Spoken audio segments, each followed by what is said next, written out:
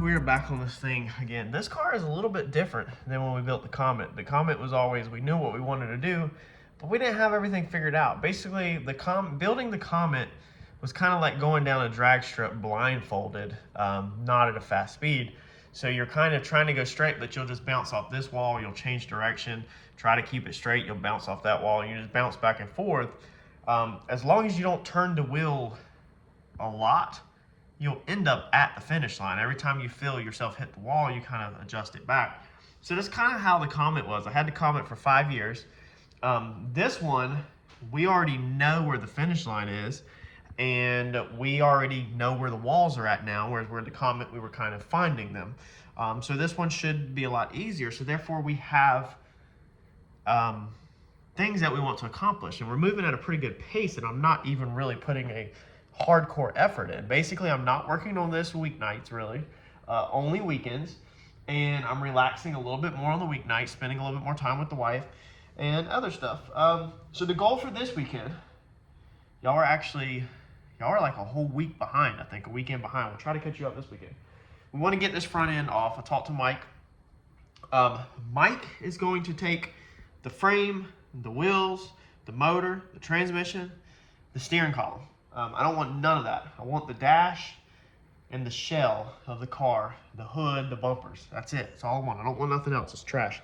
I was going to post it for sale and try to recoup some money. Mike's going to help me with this, so I'm going to give Mike the parts as kind of a partial trade to pay off a couple dollars that I'm in debt, or I will be in debt to him for all his help. Mike, if you're watching the video, I greatly appreciate it. It means a ton. It's not a lot of younger generations like myself that is fortunate enough to have the older generation help you, whether it's Turbo John helping me at the track with racing and teaching a lot, which I 100% enjoy, and I go to the track because I enjoy it. I might not be as hardcore of a racer as John, and I don't think I ever will be a racer, but I enjoy the track, and I enjoy filming with John, and I enjoy the whole thing, and you know, seeing what the Comet will do. But I'm a builder, and so this is what I really enjoy. Mike's also a builder, and so that's where we get along really good. So we're gonna get this front end taken off. Myself and the wife, I'll probably have her help me pick it up. Get this front end out. Mike says 2 bolts in the front, he believes, and then the bolts down there, down the firewall. Get this out of the way, and then we can get our floor bolts undone in here, and we should be able to lift this cab up. We'll cut the hoses at the firewall. Mike wants this dooba-bobber on the top. He said that it's really important to him, that that's what he wants. I want the horns, and what else does he really want? He wants the wheels, really wants the wheels. So that's like a couple things he wants, so he's getting it all. I want to get this thing sitting on the freaking ground so we can look at this thing, see how it's gonna look kind of laid out, and we can start hopefully this weekend drawing some lines, maybe starting cutting. I think I'm getting a little ahead of myself, but at least drawing some lines. I think after talking with Mike, we're gonna go for the doors first. Got to get the glass out of it. So we got a little bit ways to go to prep, but I hope to make big progress this weekend. Let's dive into this thing and let's go.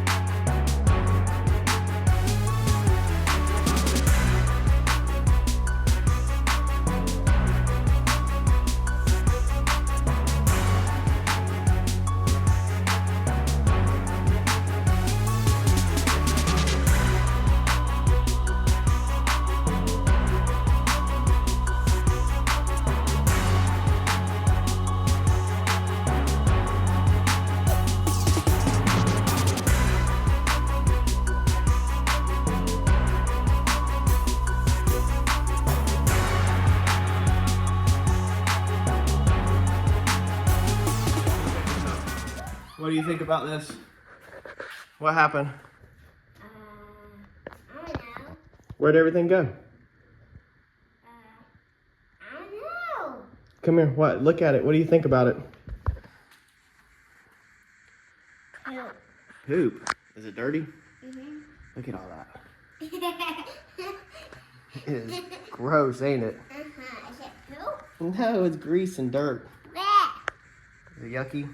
Mm-hmm. We're going to wash the seat and go with the car. I'm not washing that seat.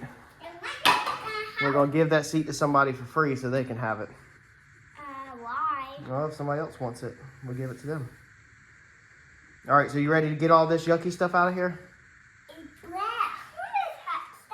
You don't want to touch that? Mm-mm. How are we going to get out? Okay, I'm going to start unbolting all the cab bolts now that we got the front end off.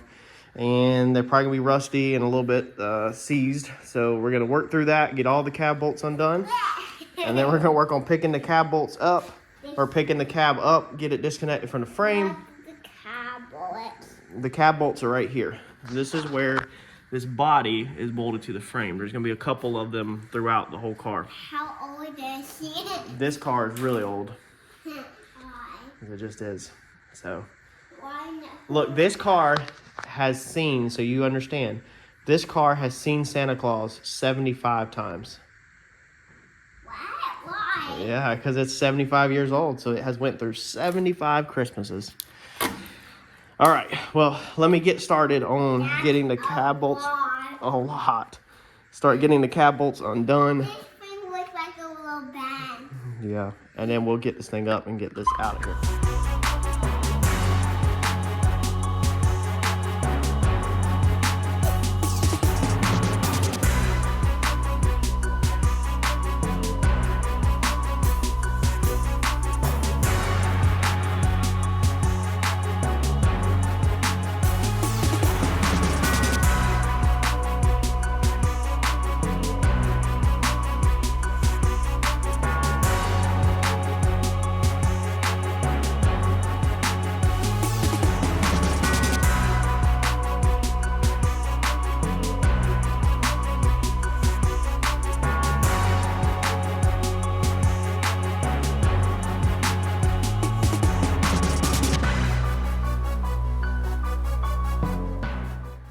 All right, so minor setback. As you can see, the floor is disgusting. Basically, can't get the cab up. The floors and the rockers are just so far gone that trying to pick the weight of all this up, and it'll help if you have your doors off. However, we need the doors on to chop it, so I don't want to pull the doors off, take the shell off, put doors back on. That's kind of stupid. I just want to get the whole shell off with the doors on it, not have to mess with them. So it's literally just collapsing everything, like 100%. Like just, it is crazy. Look.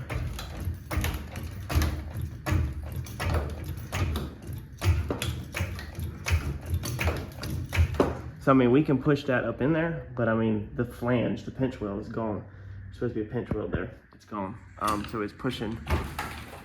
I mean, you can just hear it. If you hear it, it's just everything is crunching.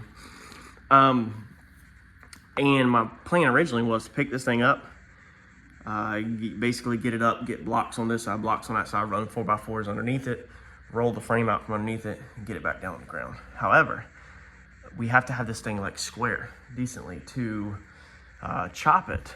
I want all of this out of here, and I want it laid down on the ground to chop it so that we can get a look of how it's gonna be. I don't wanna chop it with it this high off the ground. Basically, I want it at ride height, just like a race car, because we wanna be able to stand back and see what it looks like. You know, you don't wanna do this twice.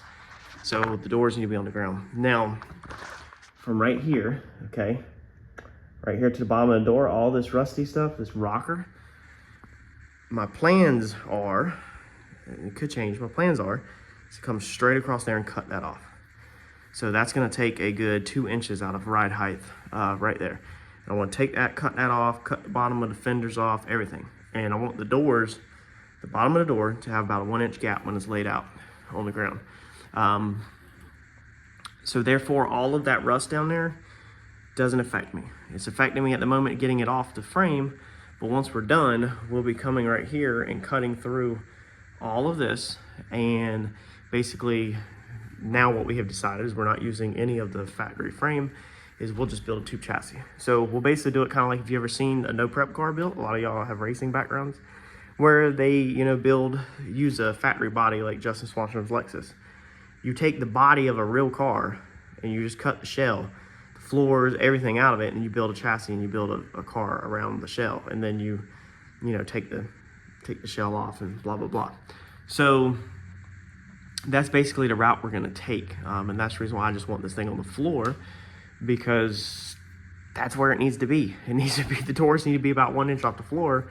That's ride height, that's mock-up.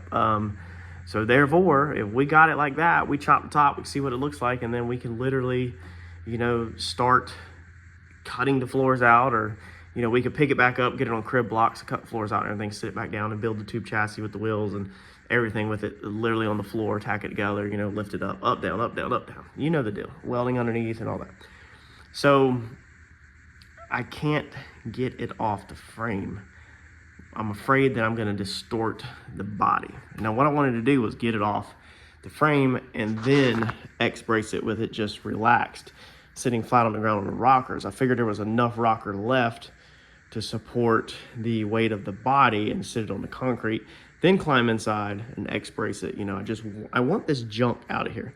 I want this frame out of here. I want all this out of here, and I want this thing on the ground. That's what I like. That's what I'm rushing towards per se. And I know you're not supposed to rush doing this stuff, but that's where I'm trying to get at. We don't want to cut the floors out until we get it down, because we don't want to lose the shape of the car. So until we get the top chop, we weren't planning to cut the floors out. That was going to be last after the whole top is put back together. You're supposed to do it correctly. When you chop a top, you're supposed to get all your work done to your car. All your doors are supposed to be lined up perfect. All of your floor work should be pretty much done. Like, you should have the car in good shape, the shell in really good shape, then you chop the top. That way nothing moves. But with us taking a different than traditional route and we completely cutting the floors out, obviously we can't cut the floors out. And I guess, okay, let me back up, because somebody's gonna make me eat my words.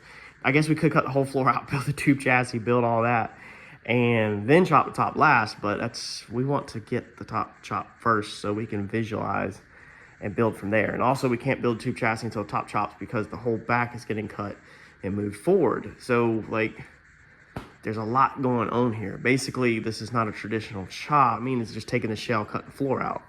But then we're also moving the back forward. So this car literally is gonna come apart in 3 parts. We'll have from here forward will be 1 part, and then from there backwards will be 1 part, and then the whole roof will be 1 part, and then everything will get put back together. But we got to get it on a square surface. All right, sorry that I didn't make any cool shots or cool edits or make this job look cool. This sucked. This sucks. I got it up on blocks though. I had some issues. So first off, I forgot about the cables. So I forgot about all the cables that go through here. Steering column, of course, we undid the steering column right at the bolt. So we went here at the bolt and we unhooked the steering column, got it out of our way. Actually, Mike wants the steering column, and he said, if you're gonna do anything, what word can I use so I don't get kicked off of YouTube? Basically, if you're gonna do anything to the steering column, make sure you go on this side of the bolt. So, I don't know. Mike, I hope that's close enough. You weren't here, and I don't have patience very great when it comes to cars, especially old, nasty stuff like this. We needed to unhook all the linkages, so we come right here and we unhooked all of the linkages, and the same thing with the brake pedals. So we got, like, what is that, maybe a clutch pedal, and there was a brake pedal over here. I noticed it after I started ripping the floor. So I was lifting the vehicle, forgot about the brake pedal and the clutch pedal, and I noticed that something was holding up over here. So I went ahead and unhooked that right there. And then we unhooked the other one right there. So we got all that unhooked nice and neat. Come over here, and we unhooked all of our hoses that were in the firewall, all of our lines, whatever this stuff is. Got all that stuff unhooked, and then the bolts. I found all the main easy ones, and then I totally missed some that were inside. They basically put doubles right here, which is completely stupid. So they got one out there, and then they had another one right here. So completely stupid. Shame on you, Plymouth.